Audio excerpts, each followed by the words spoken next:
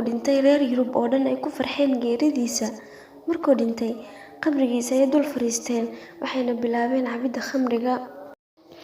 Magaciisu waa Moxamed bin Abi Caamir al-Caamiri oo loo yaqaano Al-Xaajib al-Mansuur. Markuu dhintay, dhammaan reer Yurub way farxeen. Farxadooduna waxay gaartay heer uu boqorkoodii soo baxo, qabrigiisa korkiisana uu dul dhigto sariir dahab ka samaysan. Kadib, asaga iyo xaaskiisa ay ku xafladaysteen halkaas. Kadibna wuxuu dhahay, "Meedan u jeedin miya maanta inaan qabsaday dhulkii muslimiinta iyo Carab, iyo inaan ku dul fadhiyo qabrigii hogaamiyahoodii ugu weynaa." Qof ka mid ah dadkii joogay meesha wuxuu dhahay, "Wallaahi hadduu neefsan lahaa ninkan qabriga ku jiro, hal qof nagama reebeen."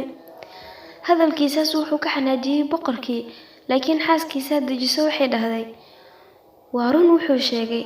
Haddaan ku faanno inaan qabrigiisa ku dul seexanay, waxaan u siyaadinay sharaf iyo qiimo. Taariikhduna waxay qori doontaa guushiisa asagoo meyd ah." Xaajib wuxuu dhashay sanadii 327 Hijriga. Wuxuu soo noqday hogaamiyihii ciidankii Qurtuba. Kadib wuxuu noqday la taliyaha madaxdii Andalus ee xilligaas. Kadibna wuxuu noqday amiirkii Andalus oo idil.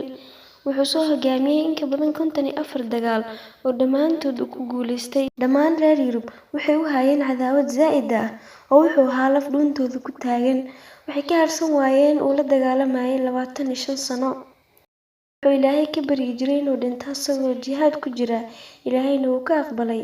Geeridiisana waxay ku aadanayd 27 Ramadaan sanadii 392 Hijriga.